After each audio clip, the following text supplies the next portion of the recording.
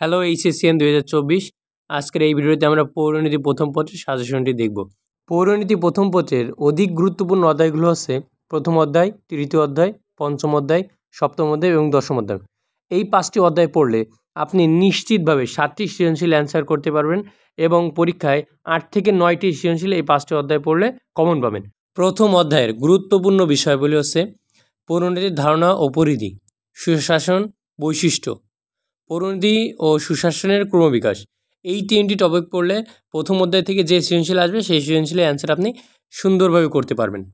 আর আপনার এমসিকিউর জন্য সম্পূর্ণ সিলেবাসটা ভালোভাবে পড়তে হবে। তৃতীয় অধ্যায়ের গুরুত্বপূর্ণ বিষয়গুলি হচ্ছে মূল্যবোধ, মূল্যবোধের ধারণা এবং এর শ্রেণীবিভাগ, মূল্যবোধ ও সুশাসন, আইনের শ্রেণীবিভাগ, স্বাধীনতা ও সাম্য, গণতান্ত্রিক মূল্যবোধ।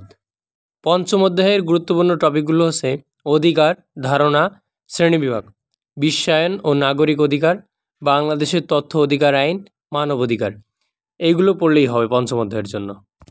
সপ্তম অধ্যায়ের গুরুত্বপূর্ণ টপিকগুলো হচ্ছে সরকার কাঠামো, আইনসভা গঠন, ক্ষমতা কার্যাবলী, বিচার বিভাগ, বিচার বিভাগের স্বাধীনতা, আইন শাসন ও বিচার বিভাগের পারস্পরিক সম্পর্ক। দশম অধ্যায়ের গুরুত্বপূর্ণ টপিকগুলো হচ্ছে জাতি ও জাতীয়তা, দেশপ্রেমের ধারণা, জাতীয়তা ও স্বদেশপ্রেম।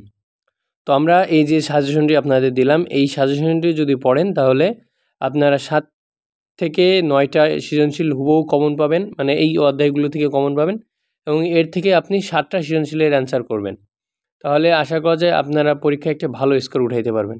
সম্পূর্ণ সিলেবাস না পড়ে আমাদের যদি এই 5টা অধ্যায় পড়েন, ইনশাল্লাহ আপনার সৃজনশীলে ভালো কিছু করবেন। আর এমসিকিউর জন্য আমার আপনাদের জন্য সাজেশন থাকবে হচ্ছে কি প্রত্যেকটা অধ্যায় ভালোভাবে পড়তে হবে, যাতে আপনি এমসিকিউতে সর্বোচ্চ নাম্বার তুলতে পারেন। আর এমসিকিউতে যদি সর্বোচ্চ নাম্বার তুলতে পারেন তাহলে সিকিউতে একটু কম বেশ হলেও আপনার এই সাবজেক্ট ওয়াইজভাবে A+ পাওয়া সহজ হয়ে যাবে। এজন্য আমার মতে আপনি প্রথম অধ্যায়, পঞ্চম অধ্যায়, তৃতীয় অধ্যায়, সপ্তম এবং দশম এই 5টি অধ্যায় ভালোভাবে পড়তে হবে। ভিডিওটা যদি আপনাদের কাছে ভালো লাগে তাহলে আপনাদের বন্ধুদের যারা পরীক্ষা দিচ্ছে তাদেরকে এই ভিডিওটা একটু শেয়ার করে দিবেন এবং তাদেরকে মেনশন করে দিবেন।